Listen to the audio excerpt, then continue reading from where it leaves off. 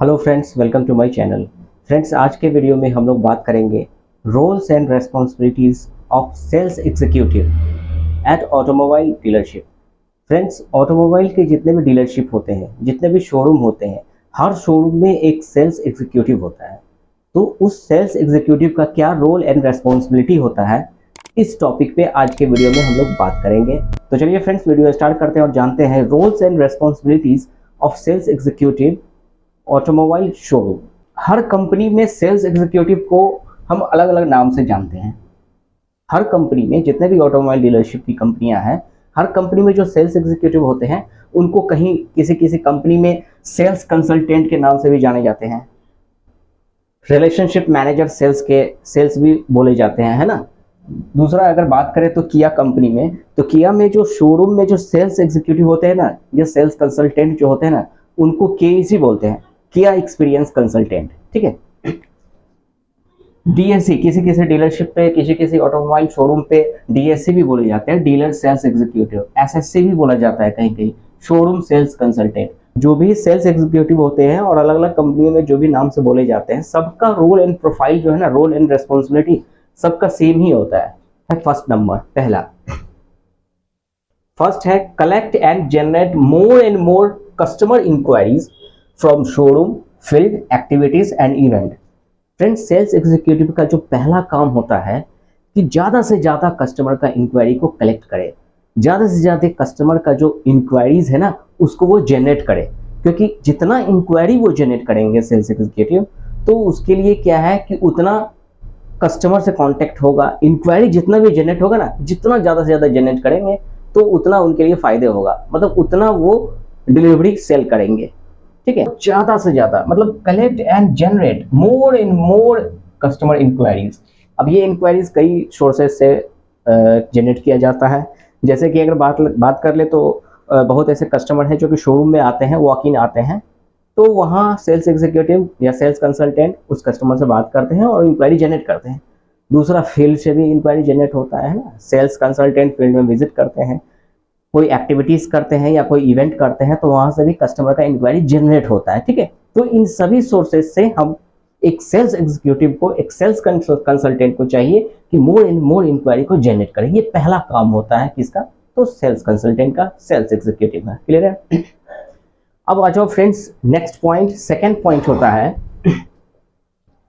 Second point होता है sales executive का, या सेल्स कंसल्टेंट बोलो या फिर डीएससी बोलो या केईसी बोलो, है ना, कि एक्सपीरियंस का सब सेम ही है कि recommend and suggest to vehicle model variant as per customer demand और नीड। फ्रेंड्स देखिए, एक सेकंड पॉइंट पे एक सेल्स कंसल्टेंट का ये काम होता है कि कस्टमर के डिमांड के अकॉर्डिंग टू और कस्टमर के यूजेस और नीड के अकॉर्डिंग टू, जो भी आपके पास जो भी मॉडल है या जो भी वेरिएंट है, तो कस्टमर के डिमांड और कस्टमर के यूजेस और नीड के अकॉर्डिंग टू उस वेरिएंट को रिकमेंड करें कस्टमर को। क्लियर है। तो अब यहाँ देखिए दो पॉइंट होता है कि कस्टमर का जो डिमांड है ना, वो दो टाइप से हम उसको जज करेंगे। ठीक। पहला होता है कि कस्टमर यूजेस और नीड। कस्टमर का यूजेस क्या है, कस्टमर जो गाड़ी अगर परचेज करेंगे या फिर गाड़ी अगर शोरूम में आए हैं लेने के लिए, या तो उनका इंक्वायरीज आया है, तो सबसे पहले हम ये फाइंड करेंगे कि कस्टमर का यूजेस क्या है। अगर वो गाड़ी परचेज करेंगे तो उनका क्या यूजेस है, क्या उनकी ज़रूरत है। ठीक, ज़रूरत के हिसाब से हम उनको रिकमेंड करेंगे। दूसरा फैक्टर ये भी है कि बजट को भी हम देखते हुए कस्टमर को जो सूटेबल हो उस व्हीकल को हम कस्टमर को रिकमेंड करेंगे कि सर आपके लिए ये मॉडल, ये वेरिएंट बेटर है, आप इस वेरिएंट या इस मॉडल को आप परचेज कर सकते हैं। ठीक है। अब जैसे कि कोई कस्टमर अगर आते हैं शोरूम पे, तो हम पहले उनसे बात करते हैं, ग्रीटिंग्स करते हैं या वेलकम करते हैं, फिर उनकी ज़रूरतों को समझने की कोशिश करते हैं। ठीक है। जैसे कि मान लो कि आप उनसे पूछो कि सर आप जो गाड़ी परचेज करेंगे तो उनका आपका यूज़ क्या है, कि सर आप सिटी में ज़्यादा यूज़ करेंगे या लॉन्ग ट्रैवल में ज़्यादा यूज़ करेंगे, है ना। तो उसके अकॉर्डिंग टू अगर सिटीज़ में यूज़ करेंगे या लॉन्ग ट्रैवल में ज़्यादा यूज़ करेंगे, महीने में अगर वो विजिट में जाते हैं, कहीं टूर प्लान में जाते हैं, तो उसके लिए देखेंगे कि सबसे ज़्यादा जो बूट स्पेस की गाड़ी होगा उस गाड़ी को हम रिकमेंड करेंगे। क्योंकि जब वो लॉन्ग टूर में जाएंगे तो बहुत सारा वो सामान वगैरह भी कैरी करेंगे ना, तो उसके अकॉर्डिंग टू उनको हम रिकमेंड करेंगे।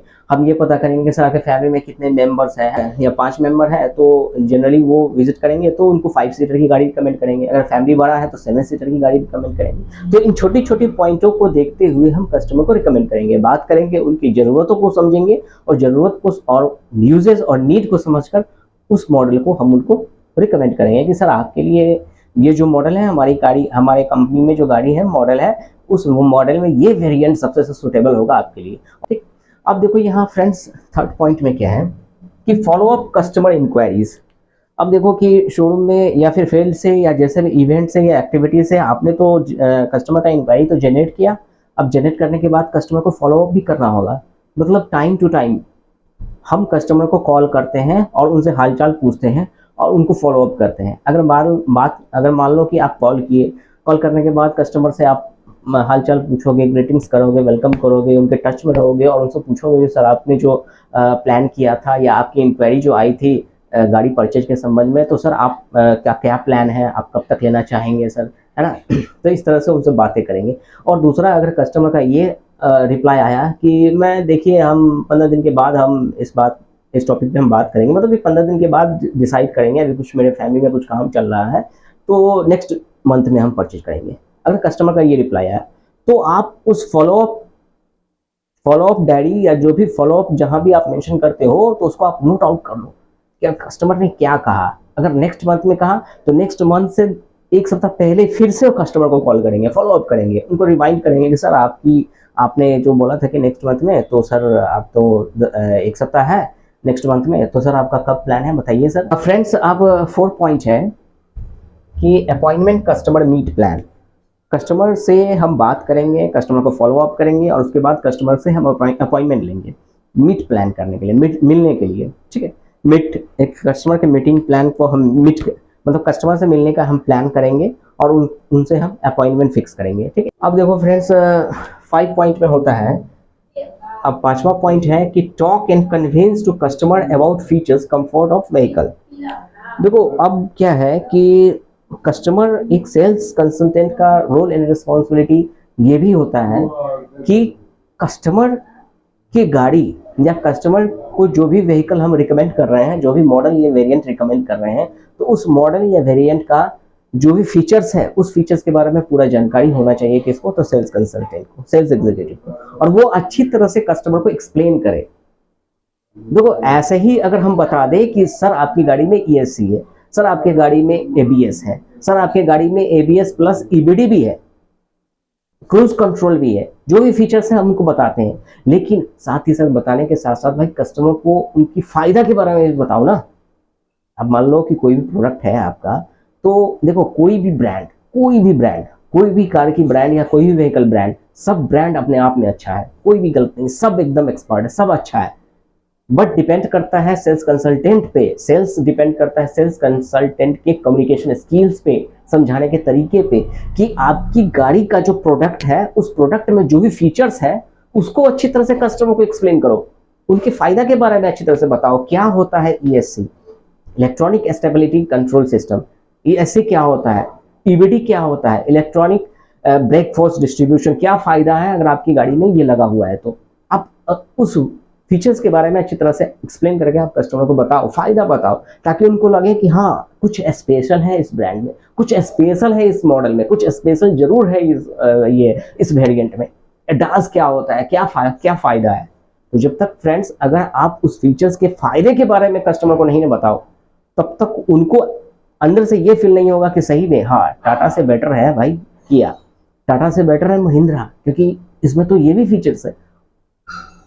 और इस फीचर्स तो सब में रहता है, ऐसा नहीं है कि टाटा में ESC है तो महिंद्रा में नहीं है, मारुति में नहीं है, सब में है, हर मॉडल में, हर ब्रांड में वो फीचर्स रहता है। बट डिपेंड करता है कि कस्टमर को कितने अच्छी तरह से उस फीचर्स के बारे में एक सेल्स कंसल्टेंट एक्सप्लेन करके समझाता है, क्योंकि आपके बात करने के तरीका और आपके कम्युनिकेशन स्किल्स और आपके समझाने के तरीके पर डिपेंड करेगा सेल्स।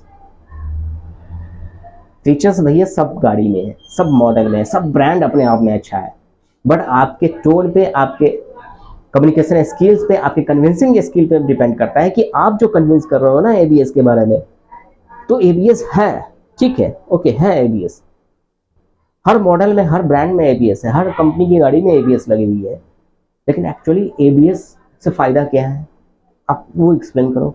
ईएससी आपकी गाड़ी में लगी हुई है, क्या फायदा है भाई? टीपीएमएस लगा हुआ है तो इससे क्या फायदा है? तो फायदा कस्टमर को बताओ, बेनिफिट बताइए, ताकि उनको लगेगा कि हाँ भाई ये कुछ स्पेशल ब्रांड है। तो चीज सब कुछ है, सब सेम ही होता है, बट उस चीज को कितने अच्छी तरह से आप बोल पाते हो, कितने अच्छी तरह से अपने कस्टमर को एक्सप्लेन करते हो, वहां डिपेंड करेगा सेल्स।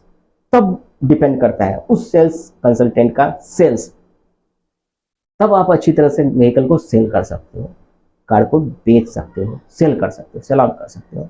तो जब तक आप अच्छी तरह से फीचर्स, फायदा और वो क्या बोल रहे हैं, आपका जो कम्युनिकेशन स्किल अगर बेटर नहीं होगा, कन्विंसिंग स्किल बेटर नहीं होगा, तो फिर दिक्कत आएगी। तो इसलिए हर सेल्स एग्जीक्यूटिव का ये रोल एंड रिस्पॉन्सिबिलिटी होता है कि जो भी मॉडल है ना, जो भी व्हीकल का जो मॉडल है, जो कंफर्ट है या फिर फीचर्स है, उसके हर फीचर्स के बारे में फायदा के साथ अच्छी तरह से आप कस्टमर को एक्सप्लेन करो। ये रोल एंड रिस्पॉन्सिबिलिटी होता है किसका? तो सेल्स कंसल्टेंट का। क्लियर है friends? A sales executive should have good communication skills and technical knowledge of vehicle features. एक सेल्स